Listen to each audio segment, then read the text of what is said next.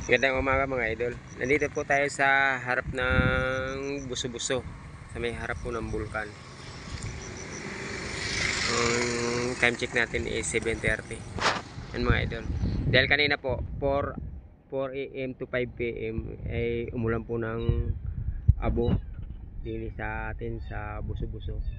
Gawa po ng bulkan Taal at mga 4 to 5 ang itim po ng usok niya. Kumbaga bumulwag na naman siya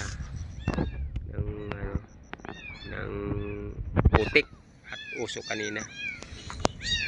Sumabay po sa ulan kanina at medyo may ulan. Sumabay po kanina yung pagsabog ng Taal. Ayan po at nakikita natin ngayon na medyo makapal po ang usok na lumalabas. Although hindi siya maitim, maputi naman yung usok niya. Pero ilang araw din ho silang namahinga na hindi umuusok ng ganyang kakapal. Ngayon lang ho. Kaya yun.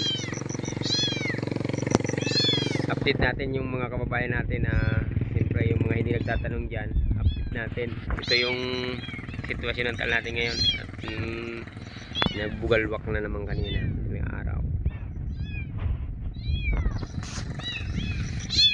Yan, makakapal talagang usok mga idol.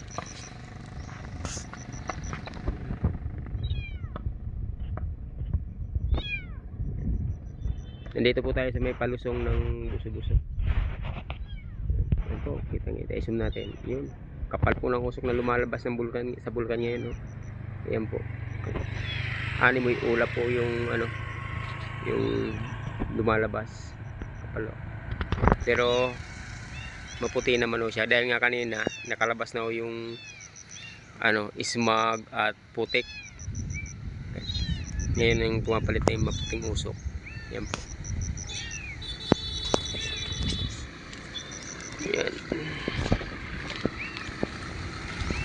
At sa mga viewers natin dyan, pasensya na kayo, kaninang umaga is hindi natin nakuhanan talaga siya. Nanghihinayang din ako, hindi ko nakuhanan dahil nga maulan mga idol.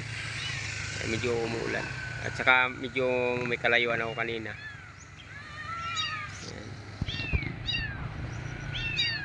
Yan, kapal ng usok mga idol.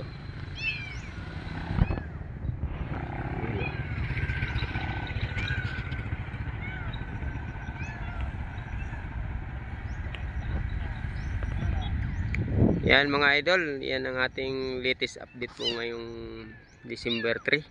Yan. Yan, December 3 mga idol, 7:30 AM.